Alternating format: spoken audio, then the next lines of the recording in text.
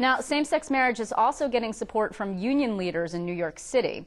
This week, members of Teamsters Local 237 spoke out in favor of passing a bill. And you know, not many unions have gotten involved in the same-sex marriage debate in the past, but Local 237 actually has a history of advocating for same-sex rights. Joining me now to talk about the union's effort is Local 237 President Greg Floyd. Greg, it's great to see you. How are you? Doing fine, Liz. Thank you for having us on. Oh, it's my pleasure. So tell us a little bit about the history here, because I think that particularly when you say the word Teamsters, people think big, burly, blue collar, not necessarily your pro-gay marriage set. Well, the Teamsters are a cross-section of the society these days, and we even have a gay and lesbian caucus inside the Teamsters. A lot of people don't know about it. We are a progressive union. Our local in particular, about 30 years ago, lobbied for the passage of gay rights, the first gay rights bill, and continuing in that tradition, we also negotiated same-sex domestic partnership benefits for those couples living together to be able to receive the same benefits as married couples from the city of New York. So we have a history of siding with rights of people. This is the right issue. This is the right thing to do. When anyone is oppressed, you will see our union get involved in that situation, and we will be on the side of the rights of working people and people in general. So just tell the viewers a little bit of background about 237 here in New York. How many members do you have, actually?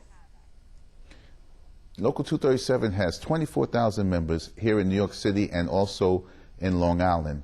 We have 8,000 members that work for the New York City Housing Authority. We have another 5,000 members that work for the New York City Police Department in the capacity of school safety agents. We have hospital workers like hospital police officers, taxi and limousine inspectors. We also have some skilled trades, and then we have blue and white collar workers in the townships of Long Island. Okay, so 30 years ago, when your union actually first started lobbying on this issue, that was incredibly forward. I mean, that is a very progressively minded thing to do, and it has to become as something to a surprise. Certainly it comes as something as a surprise to me. I mean, you're talking about the 80s, aren't you?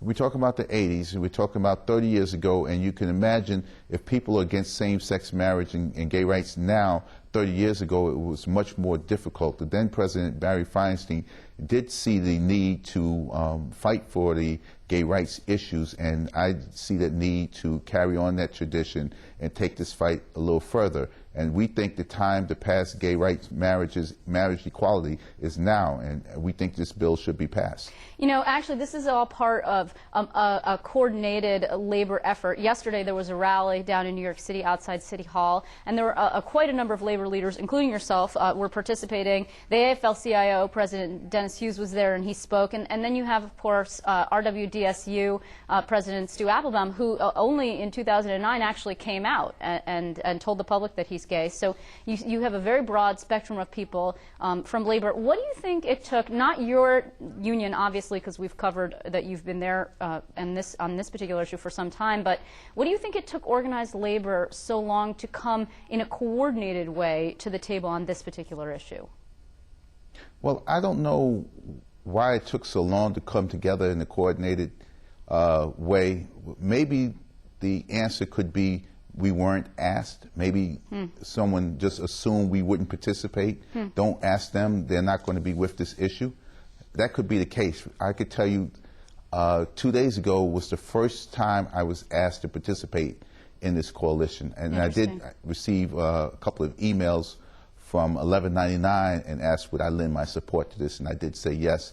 And 2 days ago we received a call to participate in a press conference, which we did.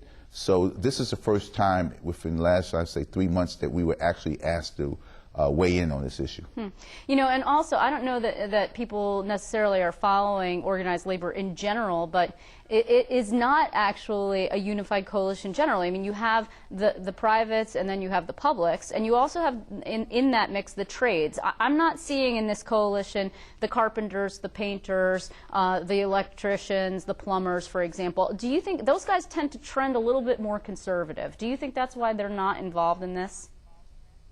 Well, I can't say why they're not involved, because I don't want to assume they were asked and they just declined to participate, because I don't know how many phone calls were made and how widespread the effort was to do outreach. So I don't want to say they're not participating because they're against the issue. So I would say I would have to ask those individuals individually, because the word in all circles don't always get around.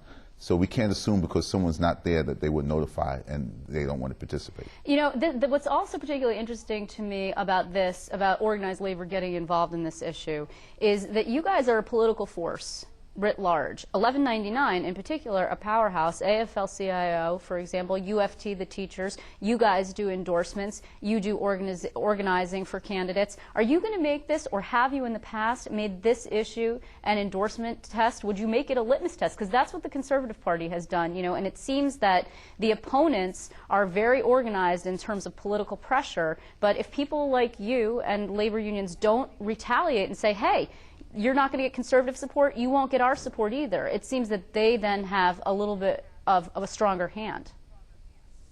Well, these days when unions are tested, and we're being tested tested all over the country, when we pick an issue, we're going to say that this is our issue, and we are going to put it to the litmus test because people have put us to the litmus test. So we've attached ourselves to this issue, and we plan on seeing this through. So then you could imagine coming to state senators, for example, down in New York City. There are a couple who are targeted. For example, Andy Lanza, he's a Republican out on Staten Island. There are advocates who are pressing him very hard. He has said up to this point that he does not see himself voting yes. Of course, there are 26 yes votes, all Democrats right now in the Senate. They've got to get to that 32. They're going to need Republican votes. Can you imagine saying to guys and women who seek your endorsement, if you're not for marriage, no? Maybe not to the extreme, but we will have to take a look at it. We will have to have serious conversations with them. And the other thing here is the governor, Andrew Cuomo, obviously. Organized labor was not thrilled with him during some of the budget talks. And again, I'm talking generally, not specifically the Teamsters. But, you know, right. They were upset in terms of his conservative approach to the budget, that he said no to the millionaire's tax when a number of unions, including 1199, were not thrilled. And now this is one of his priorities. He's trying to reconnect with that base, right, with that progressive organized labor base. Do you think that that's going to work for him? Well, I don't know what's going to work for him in this aspect. I could say in any partnership, there are agreements and disagreements. And I learned in this business of politics, you don't have any permanent friends or permanent enemies. So I don't take one issue and say, well, that's it, it's over. You got to look at the broad spectrum. And we got to continue to try to find ways to work together, because that's the only thing we can do. We're not always going to agree on every issue every time, but where we can't agree, I think we should agree and try to work together. Well, and like I said, that labor coalition includes folks like the UFT, the teachers, who have not been so thrilled with Andrew Cuomo in the past, you know, and some of these arguments, for example, like last in, first out, or a statewide evaluation for teachers, or the creation of a sixth pension tier. I mean, these are all things, and that would actually be the same in the city. It would impact some of your members, I would imagine. So these are all things that people are not necessarily thrilled about, but they can get on board in this particular social issue. Yes, we can, and we will get on board with this particular social issue. And what happens in the future is just left up to whatever the issues are.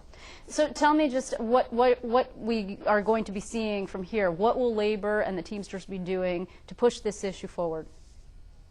Well, one, we're going to make our voices heard, and also in the press conference and whatever letters of support that we can lend to this issue, we're going to do. Whether we have to send individual letters to every single legislator, we're going to do that also.